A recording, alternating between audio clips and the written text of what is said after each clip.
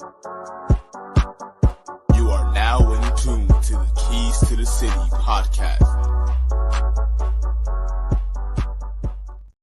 And ladies and gentlemen, welcome back to another edition of Keys to the City. I'm your host, Trevor Keys, alongside the big brother, T3, Ted Keys. What's up, bro? And then we were down to 4. Unbelievable. We got 3 games left in this football calendar year. So football fans, embrace it and enjoy it, because I believe moving forward, we're about to have 3 great games. Yes, I'm not including, for all you lovers out there, of the Pro Bowl, if people still believe in the Pro Bowl.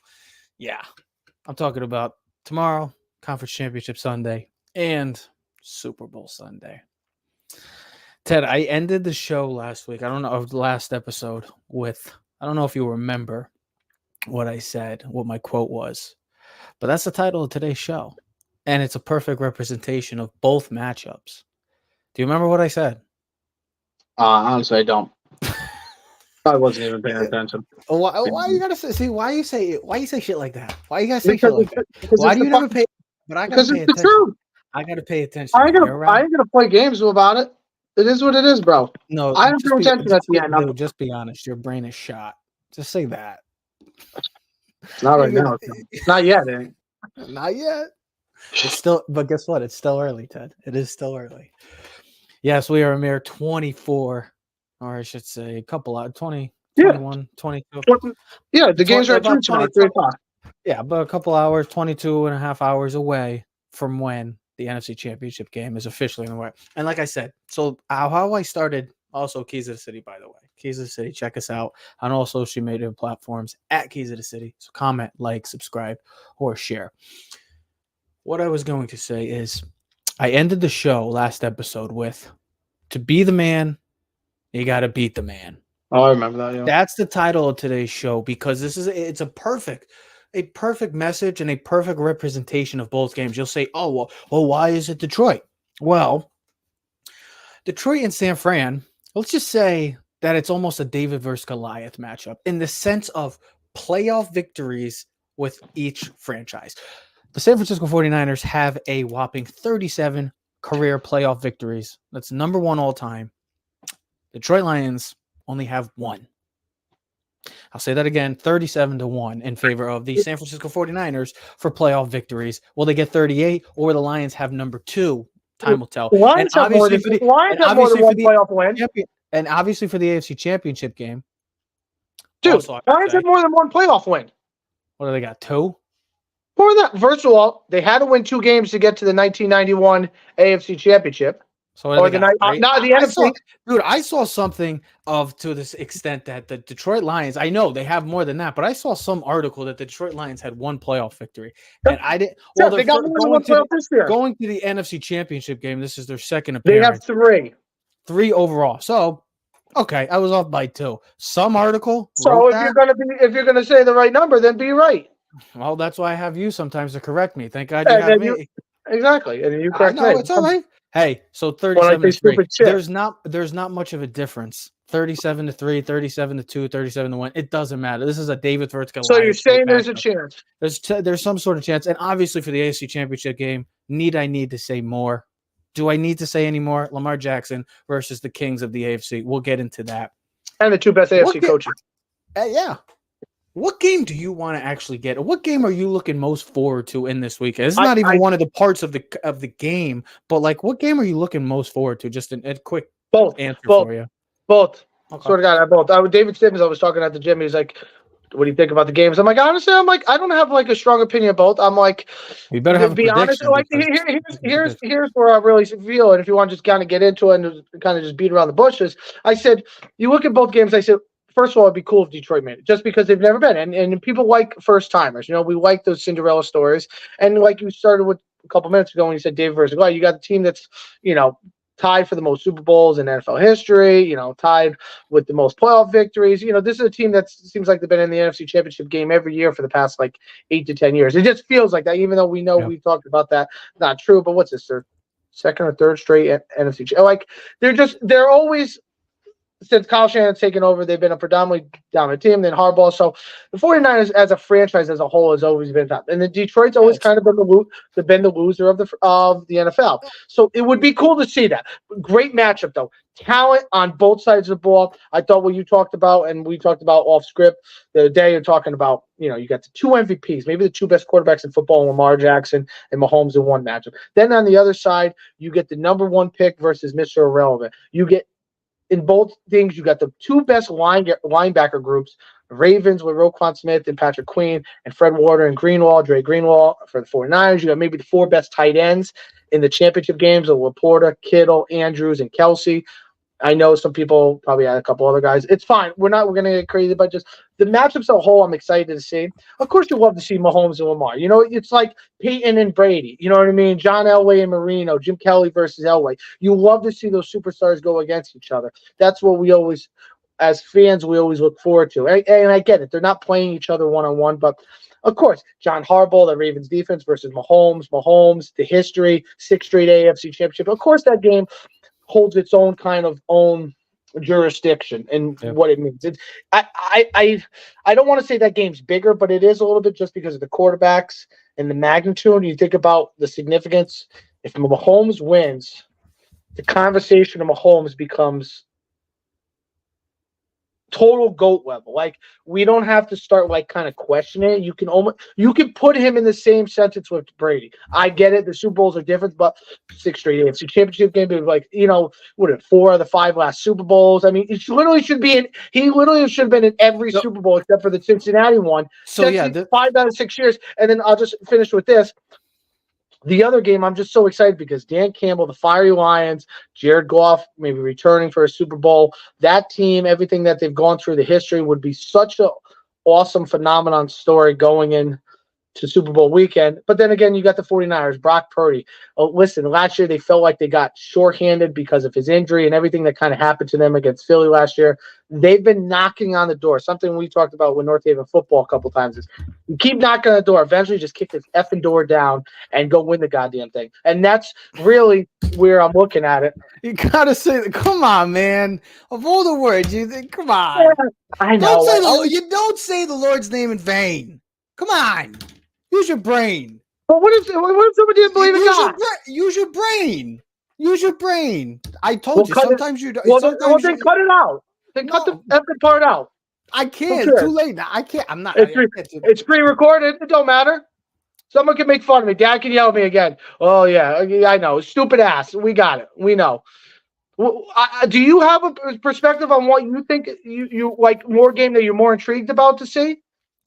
Well, what I was going to say after the 2-minute ramble is, yeah, when we think about both these matchups, the 49ers are the prestige of the NFL. They're alongside the Pittsburgh Steelers, the New England Patriots, the Green Bay Packers, the Dallas Cowboys. When you think of the NFL, that's what you think of because of how dominant they've been over the decades. And it's continued over to the Chiefs the last 10, 15 years. Over to the 20. Yeah, but the Chiefs have been a 6-year run. The 49ers have been prestige. No, the Chiefs have been good since Andy Reid got there. I mean, they were never. Yeah, I know what you're saying. They've been average.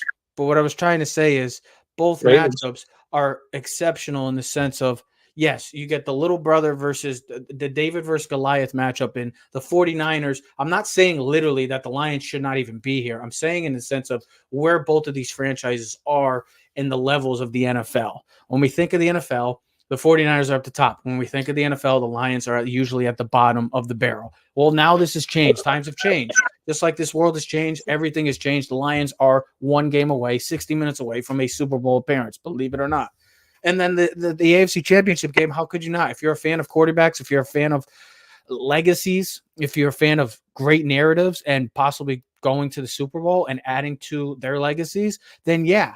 This goes for Andy Reid. This goes for Patrick Mahomes. This goes for John Harbaugh. This goes for Lamar Jackson. And this goes for both of the franchises. I mean, for me personally, how can you not say that the AFC Championship game is the bigger deal? Just because of the sense of why I say it. Multiple storylines going into this game. If Patrick Mahomes wins again with the team that he's had this year, to a team for many one of his worst teams in the sense of offensively, and for him to be 60 minutes away playing for another Super Bowl would be nothing short of incredible and remarkable again, and just shows his stature among the all-time greats as a quarterback, believe it or not. I know it's only been a short career, but guess what? He's right there. But the big deal is, to me, it's right here. Lamar Jackson, he got the mega deal, Ted, in the offseason. He's going to win another MVP. All we've heard this season is, can he finally get over the hump and win? And imagine, he's checked off no one one by getting to an him. AFC title game. Imagine no one wanted him. Yeah, well, that's why they're all idiots, and that's why most of the teams that said no to him have new coaches this year. The Carolina Panthers, the Atlanta Falcons, just some of the teams that said, no, we're good on Lamar Jackson. Well, that's why you look for another coach and you're looking for another quarterback, possibly Carolina down the road. Of all the nonsense and BS that he went through last year, with the injuries and everyone questioned Lamar. Is he even good enough? All this other stuff. Is he worth the money? Should you even pay him? Remember, there was so much bullshit that went on with the conversation. Do you pay a guy that type of money? Who guy can get hurt all the time, played in every game this season. He's going to win the MVP for the second time. He'll have 2 MVPs, younger than anyone in the NFL history. And he has a chance of going to the Super Bowl, winning a Super Bowl. You know what I was shocked, bro, about? This is Ravens' first AFC Championship game that they're hosting. Yeah, well, they went to the Super Bowl. They were on the road. Did you not know that they were not the number one? Do you know who they? I don't even think they played the number 1 seed. If so, the year they beat the Giants was the Raiders. They went to the Raiders and beat the Raiders. Yeah, and that's what Sarah do. And they had to beat and then they had to beat the Patriots on the road. They've never had a home. The only time they've had a 1 seed that I can remember in recent memory was 2019 when they lost to the Tennessee Titans in the first round. Other than that, that's one of the maybe a couple. Maybe I don't. They weren't even the number 1 seed. All those teams were Ray They were on the road too when they won in 2013 because New England always had the 1 seed. Well, that's what happens. And the Colts had the 1 seed. And the Ravens are the one team that has given Brady over the times fits. Can they find another way to say, hey, Mahomes, you're incredible, just like Brady was, just like Peyton was, but we always found a way to make your life a living hell those Sundays. Is the narrative all about Lamar this weekend, or is it about the defense? No, it's about both. Oh, are we talking just the Ravens, or are we talking just the game? Well, I think it's if you're talking about the Ravens, it's about Lamar. It's about Lamar. The reason why I say it's all about Lamar. The reason why because go ahead. I was just going to say the reason why I don't really talk much about the Chiefs is because there's nothing for the Chiefs to prove. It's only just building to that legacy, which is Hall of Famers. This is more about Lamar and the Ravens. It was just like what we talked about with the Bills last week. This might be the best chance. This might just be the best chance. Then it's Lamar, bro. It's all about Lamar. You know how this is. It's about the quarterbacks. Joe Burrow got there, didn't win it. Mahomes has been there, won it. Josh Allen can't get there. Lamar, you want to put your stamp of approval. You want to tell everyone to go kiss your rear end because everyone that said, oh, he shouldn't be playing quarterback. He's not an NFL quarterback. He should play receiver. He should play running back. He should play defensive back. You can never run this offense. He's never good enough. It's another black quarterback. He's too athletic. He can't throw the ball accurately enough. He's just another, guy who plays off script. I mean, Patrick Mahomes is black. So what's the problem with that? It's a different type of thing. Because he's more of a dual threat in the sense of running. It's just and it's just the narrative around him, and now he can kind of back everyone up, tell everyone to kick rocks. It's a perfect thing. He's got the best team in football. This team should easily have been undefeated this season. The debacle loss against the Steelers late in the middle of the season when they were up 10 points with 4 minutes left. They lost to the Colts early in the season, week 4. To Gardner Minshew. That was such a bad loss. I think Anthony Richardson got hurt in that game. And then I forgot who their third loss was, but they should be undefeated. They've kicked everyone's ass all season long. Everyone that they played that had above 500, they beat them by 10 plus points. I mean, they crushed Detroit 42-16. They crushed San Francisco, crushed the Jags. So it's just, but here's the thing. Mahomes is 3-1 against the Ravens. So we know what you kind of know what the Chiefs are going to do. The Chiefs are going to play their game and do what they do, right? Can Lamar be good enough, be MVP Lamar? Because if Lamar is MVP, there's no way. They don't lose to anyone if he plays MVP Lamar. No one can beat them. He's unstoppable. There's no one that can. We saw San Francisco. They couldn't do shit against him on Monday Night Football. Couldn't do anything. No one could stop him. When he's playing at an elite level, there's no, and especially that defense. They're the best team in football. It doesn't even matter. It's not even close. San Francisco was really, really good, but the difference is one has Lamar and one has Brock Purdy, and those are the X factor. That's the game changer. There's nothing really more to say. Lamar plays his best football. They win. They go to the Super Bowl. They win the whole thing. He plays like old Lamar, where he turning the ball over. He's not sound in his reads. He doesn't take off and use his legs like he should and just dominate. Then they lose because the Chiefs' defense is good. Spags is going to give them everything they could possibly handle. But we know this, Trev. We know this just as general football fans. It's like the perfect pass, like the perfect pitch, the perfect player in Lamar. Sometimes just beats the better defense. You call the perfect defense. Everyone's locked up. You got the blitz. Guy misses the blitz, and Lamar goes 30. Like this.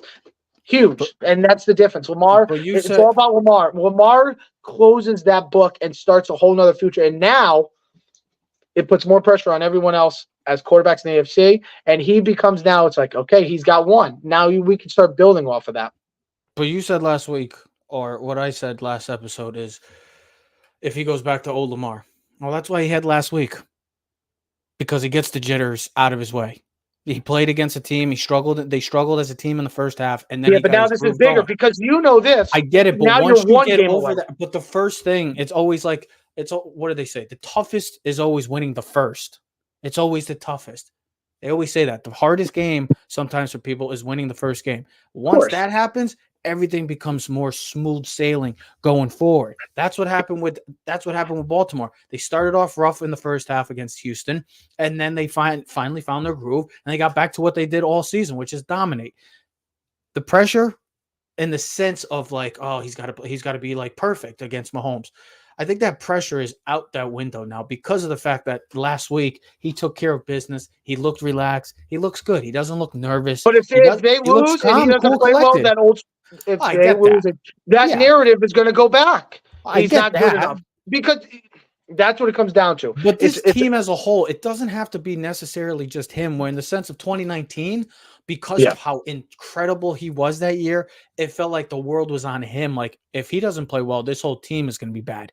This team, like, he could struggle at times, but that defense is so good that don't say the word struggle. I don't care. Well, in the sense of that he doesn't play up to his expectations where he expects. I'm saying in the sense of in 2019, everything had to be. It was kind of like Josh Allen. Like, you had to be Superman. You had to be the guy that goes for 150 yards rushing and 300 yards passing and have 5 touchdowns, and then you're good. And then we'll take care of business. This one, it's more just like, okay, play your game like last week, 100 yards rushing, 200. You don't have to throw for 400. You don't have to do everything. You have a great defense. You have solid weapons that catch the ball. And the way they play their offense, everything is dink and dunk. Everything is slants, outs, post, skinny post, crossing routes, bubble screens. There's nothing really that's going to beat them over the top. And this is a matchup between two really, really great defenses too. Like the Chiefs, I know we've been talking about Baltimore throughout this time, but this Chiefs defense is just as good. Like the D-line is very good, led by Chris Jones. Then you got your solid like Willie Gay. I think he's playing. Kadarius Toney, Joe Tooney is out for the game. Big deal for Joe Tooney, not Kadarius Toney. Thank God. Chiefs fans should be happy about that. I mean, but honestly, then you got the secondary, like Darius Sneed. So Toney would be a weapon. I get it. Yeah, I get it. I get it. We can't stand him. He drops the ball. But, like, this is – you know what? He came up huge in the Super Bowl. Like, and this is a type of game where, like, you need all your players. Listen, he's an X factor. He's not available. But, like you said, Joe Tooney's a much bigger loss, especially against that Ravens defensive line. And if the Chiefs are going to have any early success against the Ravens, they're going to have to run the ball. Because if they're down and down 10, Isaiah Pacheco's X factor doesn't mean shit because he's going to have no factor in the game. Because if you're chasing points, you got to throw the ball, and the Ravens defense just doesn't give up points. Neither do the Chiefs. They're both like 1 and 2. That's what I'm saying. This matchup, I could see this matchup easily being a low-scoring game, 21, 24-21, something like that. Baltimore leads away at 16.5 per game, and Kansas City right behind them at 17.3 to be exact. So when you look at this matchup, there's nothing. I mean, when you look at both of these, if you had to rank the pressure, if you wanted to rank like the team that needs it most, you'd probably have the Chiefs at dead last because What else do they have to do other than just continue to build and cement that legacy that is going on currently? This is all to me this weekend. I know people might say Jared Goff is a big deal for Jared Goff, which I do agree. This weekend is all about the Baltimore Ravens and the San Francisco 49ers. The pressure is all on these two teams because these two teams have been the best teams all season. Like from week 1 to now, these teams have been the best teams in football.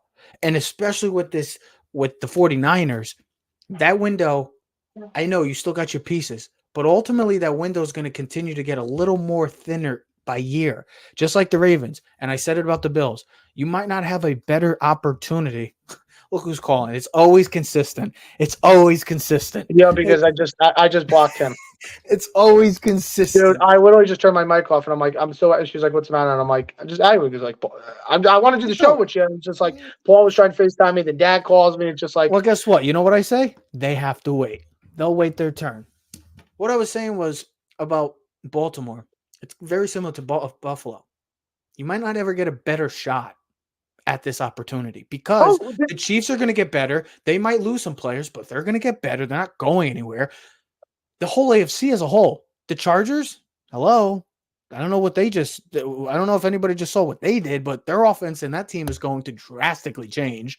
Then you got the whole AFC, your own division is only going to get stronger. So, and then the AFC East is only going to get stronger too. So it's like, the Texans just proved that the Colts, the Jacksonville. I mean, there's going to be like it feels like 100 teams in the AFC that are going to be a whole. And then here's the other thing, like it's something that's been the narrative on the Ravens couple of years is injuries and this and that. So this is your best opportunity. You got to grab it, grab the bull by the horn, and they got to take advantage of this. And if you want to be the best team in football, Lamar, you want to be the man. They should win this game. That's why I think the Ravens do win this game. They should, but we've seen this before where. Like in 2018, when the Chiefs were the better team, but the Patriots went into Arrowhead and beat them. Yeah, I know. Because that's what an all-time great quarterback coach can do. You agree with me on the Ravens winning? Yeah, I've been on the Ravens. This is the one that I'm like, I get it. Mahomes is there, Kelsey's there, Andy Reid is there. You got the three-headed monster, the 2023 version of the New England Patriots. I like to call them. I get it. The history is there. That experience is there. The maturity is there. Nothing can stop this team. But it feels destiny. Some teams just have that destiny.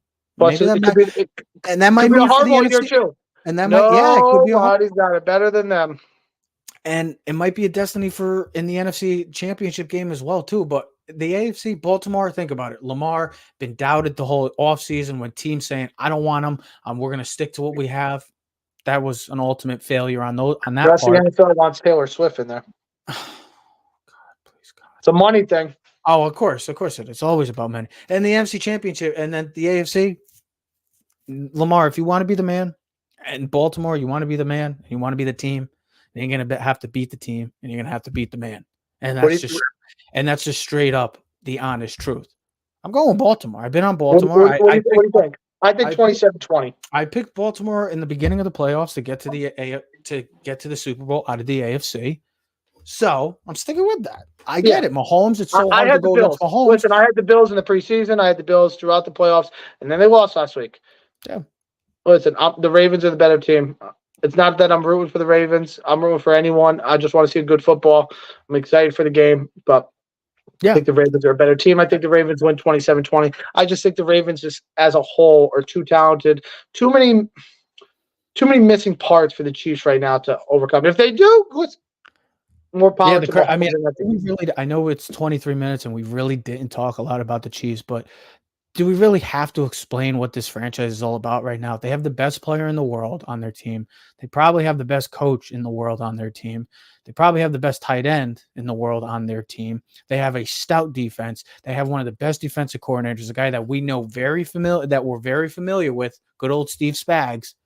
I mean, they have all the, ingredients to win another Super Bowl. But now you're going against the juggernaut that is the Baltimore Ravens that has been dominating and making it look pretty easy against, we're not just talking about bottom feeders. We're talking about top level teams this year. They've took care of business. They're at home. Lamar, you want the narrative to change. You're one game away. Still doesn't mean it's over with. Your narrative has changed, but this can substantially put you in a better place going forward into Super Bowl Sunday. Playing in Vegas, good old Vegas. I bet Ted would love to be going to the Super Bowl for Vegas. Vegas? I don't know. How much tickets? How much do you think tickets are going to be? More than we can afford. What do you think the lowest ticket will be? If you had to get the over-under, what do you think? 25, 3,500, 45? Whatever Ronnie's bachelor's costing us. Alone. As I was saying also with how sometimes destiny works in weird ways. Well, maybe that could be said for the NFC Championship game too, Ted. I mean, we think about it. The Detroit Lions are 60 minutes away. It's 2024, and the Detroit Lions are playing for an NFC Championship. Good for them. I'm first excited. Time since I'm. Don't get me wrong. I'm very excited. It's a tough matchup because I've been saying throughout this entire year, this was the one team I felt that can go toe to toe with the San Francisco 49ers because of their physicality. The mini games 49ers. like this. What I was going to say is also, before I let you get back to your point, in a game like this, knowing you're the touchdown big underdog, and this team, what this coach likes to do, over under how many fake punts or fake plays that they run. Detroit. I don't think they run any fake plays. I just think it's the fourth down calls. You have to be aggressive in a game like this. I just think it's not the fakes. It's the fourth down calls. 4th and 3, 4 and 4. This and that. Going for a 2-point conversion. Remember, he had the fake those punt. Those are the things that they do. I don't think they'll run a fake punt or a fake anything. I think it'd just be more the sense of fourth down call. Like this, knowing that you're they're like the mini-me of the 49ers. I mean, if you think about what the 49ers are, kind of what Dan Campbell taught, biting knees, punch you in the mouth, fist fight, ground and pound, bulldog attitude. Great. They have Detroit. What do they have? They have a great offensive line. So something that can neutralize San Francisco's pass rush. They got a quarterback that's similar to Brock Purdy, just number one pick with a better arm, who puts the ball. Actually, I think he's the most accurate quarterback in the of the 4 quarterbacks, 74% completion percentage. Yeah. You got a 2-headed monster in running back with Montgomery and Gibbs. You got an all-pro receiver, even though you didn't make first team all-pro, in Amon St. Brown. You have one of the best tight ends as a rookie already in Sam Laporta. They have other weapons on the outside, so it's not. You got Jamison Williams, you got Josh Reynolds. They got a running game. They got an offense line. They got a quarterback. The question about them is going to be their defense, because both Baker Mayfield and Matthew Stafford lit them up in the passing game. And no offense, but the Rams and Tampa Bay cannot hold San Francisco's jockstrap. This is the number one offensive football, number one football that have 2,000-yard receivers. They have 1,000-yard tight end. They have 1,000-yard rushing back. Quarterback because of but that's not because of the quarterbacks. Matthew Stafford's better than Purdy. I know that Purdy had an incredible season. Yeah, but we're talking about. Dude, let's be honest. We both agree that Brock Purdy is the worst of the 4 quarterbacks this weekend. Yeah, talent-wise, I'm not talking about talent-wise. Just literally on the field, he's the worst of the 4. A couple weeks ago we weren't saying that because he was up there at MVP candidate. Great, but sometimes everything has to work perfectly until something doesn't, and then we get to see the truth. He's going to have another chance to rebound off of last week's performance, and he did when he needed to last week. So if he builds off of how you ended the conversation last show and builds off the way he ended the last drive against Green Bay, they should blow out Detroit. But we'll see what type of game plan. It's Detroit's. This is all about Detroit's defense, I think. Can they do enough to hold San Francisco down? I think this is the big deal. He's playing. He's playing. How much? What percentage? How much does he play involved? Here's the other thing. You love this one. Mm-hmm. Maybe he could just be, a decoy. Maybe a duck. A wooden mallard. Yeah, wooden mallard. And Detroit's got to respect him. They have to respect him. Yeah. So you still have Christian McCaffrey. You still have Brandon Ayuk. You still have George Kittle. You still have playmakers. You still have one of the best offensive-minded coaches in Kyle Shanahan. And here's the other thing. You still got one of the best defenses in football. That defensive line is loaded. I think that's going to be a big determinant. Can they get pressure on Jared Goff? Because we know this. As any quarterback, you get pressure on the quarterback. Usually it messes with everything. And especially Jared Goff, who really doesn't have much athleticism. Mm-hmm. He likes a clean pocket. If he's clean, he's good. If he's not, we've seen it before. Multiple picks and doesn't play well. So, the San Francisco D-line, all that money, you brought in Chase Young, Nick Bosa paid, Javon Hargrave, Eric Armstead, who's the guy they got from the Broncos? I'm drawing a blank. Ex-Cowboy. Randy Gregory. Oh, Randy Gregory. Yeah, I mean, they got like 8, 6, 7, 8 guys that they can just rotate. They got to come get Jared Goff. They got to stop the running game. I mean, it's going to be a great matchup with Fred But if you're Warner. Detroit, Fred Warner versus Sam Laporta. If you're Ward, Detroit, though, like you yeah. just said, you have to be Ben Johnson, big deal, because you're going to be looks like you're going to be a head coach probably sooner than later, maybe after this game, next week, or after the Super Bowl. That's why I said in a sense of when you're Detroit, you're the underdog, you're on the road, you're playing in a hostile environment, you're playing against a team that is a better team than you. You have to take chances. You have to be the aggressor. And Dan Campbell has been a very, very aggressive coach compared to Kyle Shanahan, who's more conservative. But they're going to have to take their chances. You're going to have to find a way to be nitty gritty. Like they say, this is a team that's all about grit. Well, you're going to have to be nitty gritty and find ways. It may have to be ugly. But in a game like this where you are on the road, you are the underdog, sometimes you have to do the unexpected, Ted. And the Lions have been creative because of Ben Johnson. Credit to Ben Johnson and that coaching staff. But same with Aaron Glenn. Could be 2 new head coaches coming next week if they lose or after the Super Bowl. These 2 guys are going to have to be creativity because Kyle Shanahan is a creative mind. So you have to match up. Ben Johnson versus Kyle Shanahan is going to be a big deal. That's going to be a big deal going forward in this game. And Aaron Glenn versus Kyle Shanahan, the 2 coordinators versus the head coach, is probably the big matchup to me. I was talking about Deebo, why he's the most significant factor. I know people like to say Christian McCaffrey is the best player on that team, and bar none, I'm not saying that. But just a quick stat that we saw from Colin Cowherd this week, with Deebo, including the playoffs, when he's on the field, they're 53-23, to almost averaging 27 points a game, almost averaging 139 yards on the ground, and the turnover differential is plus 25. Without Deebo, they are 8-9, 24 points per game they average, 118 yards on the ground, and then a turnover differential of -8. So we might say Christian McCaffrey is the best player, but the most important player might be Deebo. It has to be Deebo, because you saw what this team looked like when Deebo went down last week. They looked like they were lost. Check downs to McCaffrey. That's all it looked like the game plan was going. He couldn't find Ayuk. Green Bay, we talked about it. Probably should have won that game. Didn't take advantage of it. I lost him. He's gone. Hold on. He's out. I'm going to get him back. We'll get him back. But I was just saying, yeah, Christian McCaffrey is the best player on this team. Oh, he's back. We got him back. Christian McCaffrey is the best player on this offense and possibly this team, but the most valuable player and the most important player on this team moving forward is Deebo Samuel. He's the juice that gets the engine going. You saw last week firsthand what that team looks like without Deebo Samuel. Doesn't look that great of an offense at times. He's the one that gets it going. If Deebo's plays and he plays to the level that we expect him to be, which is a Pro Bowl level receiver or an elite receiver, the 49ers will have their way, and it should be a nice victory to Super Bowl 58. But if not, and he struggles and he gets hurt, this is all for the taking. The Lions have to be aggressive. You have to be creative. And you have to find ways to get after Brock Purdy defensively. Aiden Hutchinson is the most important player. That's an easy answer to say, but it's the damn truth. Aiden Hutchinson is the most important player on that defense. He has to get after Brock Purdy. We saw what Purdy looked like when he was under duress last week. Didn't look that great. He has to get after him.